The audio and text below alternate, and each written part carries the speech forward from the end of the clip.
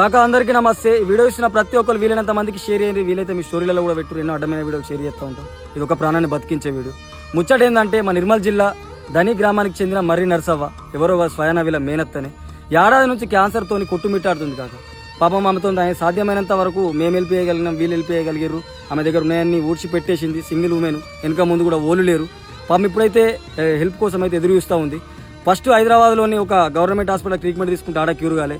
తర్వాత మహారాష్ట్రలోని వరద అనే ప్లేస్లో కూడా ట్రీట్మెంట్ తీసుకుంది, ఆడ క్యూర్ కాలే. ఇప్పుడు ప్రజెంట్ నిజామాబాద్లోని ఇందూర్ క్యాన్సర్ కేర్ అనే హాస్పిటల్ అయితే కీమోథెరపీ నడుస్తుంది కాక. ఒక రోజుకి సుమారు 30 నుంచి 40 వేల రూపాయల వరకు ఖర్చు అవుతున్నది. పాపం ఇప్పుడు గరీబ్ ఫ్యామిలీ, రెక్కాడితే కానీ డొక్కాడని ఫ్యామిలీ. ఆమెది హెల్ప్ కోసం ఎదురు చూస్తూ ఉంది. ఫోన్ చేసి మాట్లాడితే నాకే కళ్ళకి నీళ్ళు వచ్చినాయి. వీడు కూడా హెల్ప్ అన్నా అని చెప్పేసి అడిగితే నాకే బాగా అనిపించింది. సాధ్యమైనంత పంపించినాం కాదు. మీలో చూస్తున్న ప్రతి ఒక్కరు కింద PhonePe number, Google pay number ఉంది వాళ్ళది.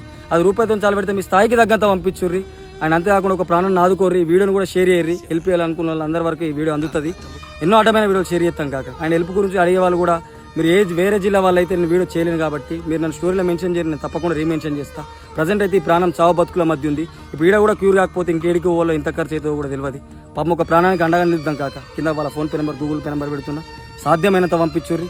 ఆ ప్రాణాన్ని ఆదుకునే ప్రయత్నం చేస్తాం.